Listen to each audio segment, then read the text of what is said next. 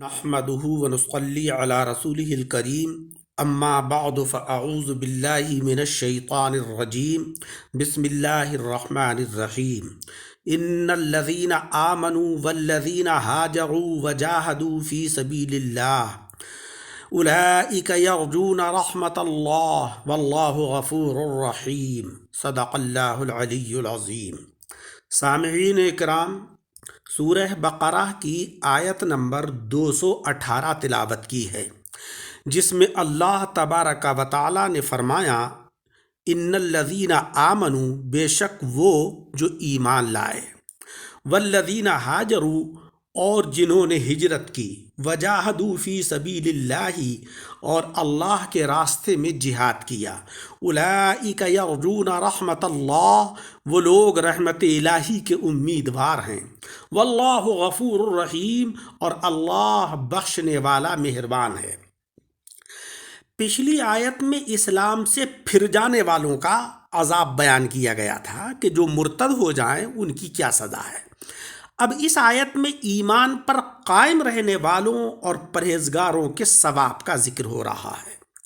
پچھلی آیت میں فرمایا گیا تھا کہ ارتداد نیکیاں مٹا دیتا ہے، اب فرمایا جا رہا ہے کہ اسلام پر قائم رہنا گناہ معاف کرا دیتا ہے۔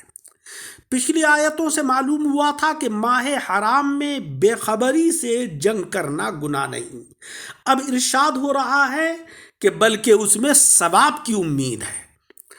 اس آیت کا شان نزول یہ ہے کہ عبداللہ ابن جہش کی جماعت کے متعلق بعض لوگوں نے کہا کہ چونکہ انہیں خبر نہ تھی کہ یہ دن رجب کا ہے، اس لیے اس روز جنگ کر لینا گناہ تو نہیں ہوا، مگر جہاد کا کچھ ثواب بھی ان کو نہیں ملے گا۔ یہ خیال دور کرنے کے لیے اللہ تبارک و تعالی نے یہ آیت کریمہ نازل فرمائی۔ تفسیر کبیر اور تفسیر روح البیان کے اندر ہے کہ خود عبداللہ ابن جہش رضی اللہ تعالی عنہ نے ہی بارگاہ نبوت میں عرض کیا تھا کہ یا حبیب اللہ صلی اللہ علیہ وسلم، الحمدللہ اس جنگ میں ہم پر کوئی گناہ تو نہیں ہوا جو ہم سے غلطی سے رجب کے مہینے میں ہو گئی تھی، مگر کچھ ثواب کی بھی امید ہے۔ تب یہ آیت نازل ہوئی، ان الذین آمنوا، بے شک وہ لوگ کہ جو ایمان لائے۔ اس سے سارے مسلمان مراد ہیں، اگرچہ اس کا نزول ایک خاص جماعت کے بارے میں ہے، اور یہاں ایمان سے ایمان پر قائم رہنا مراد ہے، یعنی وہ لوگ کہ جو مرتد نہیں ہوئے بلکہ آخر تک ایمان پر قائم رہے، کیونکہ یہاں ایمان ارتداد کے مقابلے میں آیا ہے۔ ارتداد کے معنی تھے مؤمن نہ رہنا، ایمان سے پھر جانا، تو لا محالہ ایمان کے معنی ہوں گے کہ ایمان پر قائم رہنا، اس سے نہ پھرنا۔ کبھی لفظ کے معنی اپنے مقابل کے لحاظ سے ہوتے ہیں۔ دیکھو اللہ رب العزت کا فرمان ہے اِنَّكَ لَا تُسْمِعُ الْمَوْتَى، پھر آگے فرماتا ہے اِن تُسْمِعُ إِلَّا مَن يُؤْمِنُ بِآيَاتِنَا۔ اس ایمان کے مقابل سے معلوم ہوا کہ وہاں مردے اندھے بہرے سے مراد منکرین اسلام ہیں، یعنی دل کے مردے، دل کے اندھے، دل کے بہرے، نہ کہ یہ مردے اندھے بہرے۔ قائم رہنے کے معنی یہ ہے کہ دنیا میں راحت و کلفت، بروں کی صحبت و الفت وغیرہ کی ایسی تیز آندھیاں چل رہی ہیں کہ اللہ کی پناہ، ان آندھیوں میں مضبوط درخت کی طرح قائم ایمان پر رہنا، اور ایمان پر قائم رہنے کا وقت جو ہے وہ مرتے دم تک ہے، کہ مرنے کے بعد ارتداد وغیرہ کا خطرہ نہیں ہے۔ مر کر تو منکرین بھی سب کچھ مان جاتے ہیں، چہ جائے کہ مؤمن منکر ہو جائے۔ والذین ہاجروا، یہ ہجرن سے بنا ہے، جس کے معنی ہے الگ ہو جانا اور چھوڑ دینا۔ لغو کلام کو بھی ہجر کہتے ہیں کہ وہ چھوڑنے کے قابل ہوتا ہے۔ دوپہری کو حاجرہ کہا جاتا ہے کہ اس وقت کام چھوڑ دیے جاتے ہیں۔ ملاقات کو وصل اور فراق کو ہجر بھی اس لیے کہا جاتا ہے۔ لیکن شریعت مطہرہ کے اندر ہجرت کے معنی ہے اللہ کی رضا کے لیے وطن اور اہل قرابت کو چھوڑ دینا۔ یہاں پر اس آیت میں والذین ہاجروا سے شرعی معنی ہی مراد ہیں۔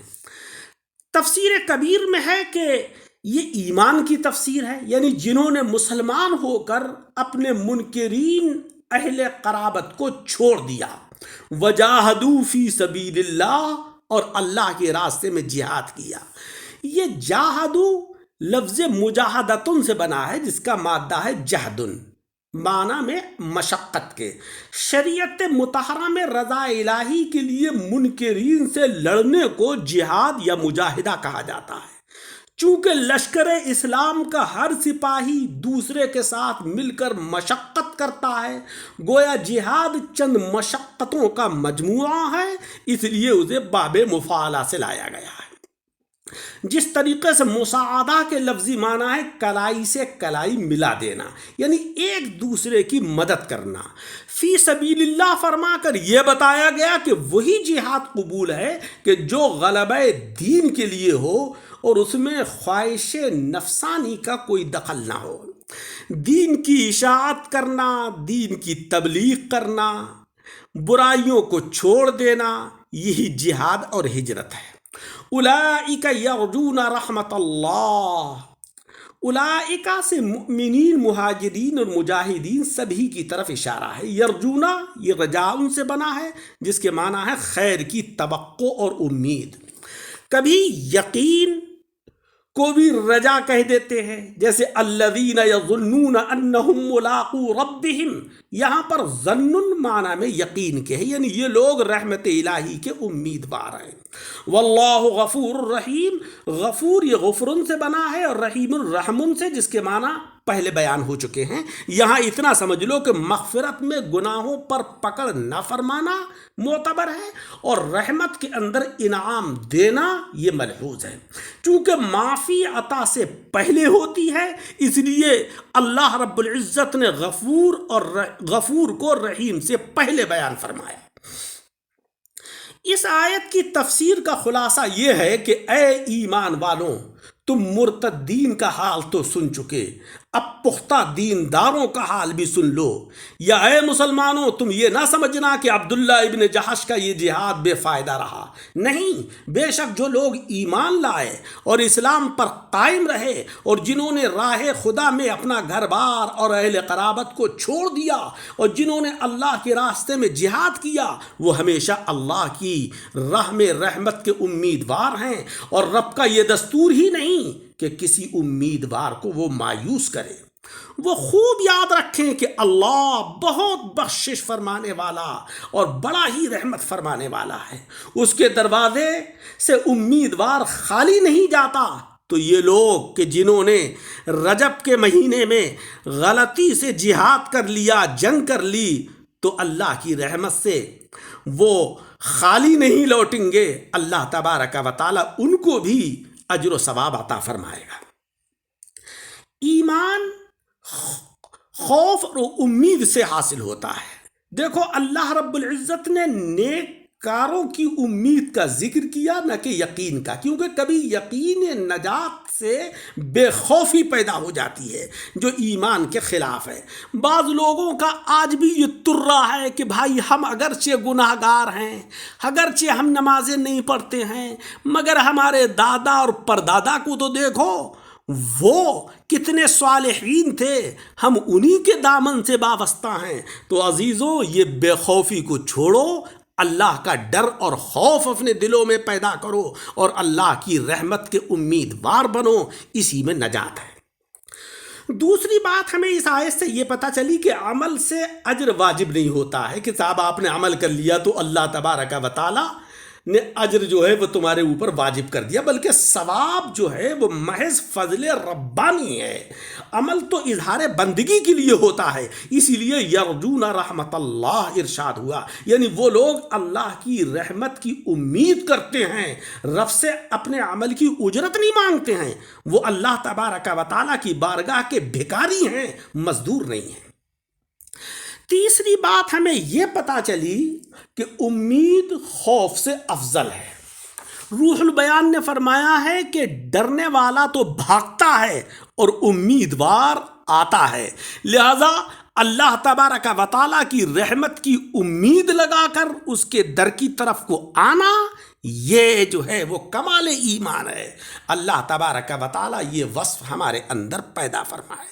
قرآن عظیم کو پڑھیں، اس کو سمجھیں اور اس کے اوپر عمل کریں۔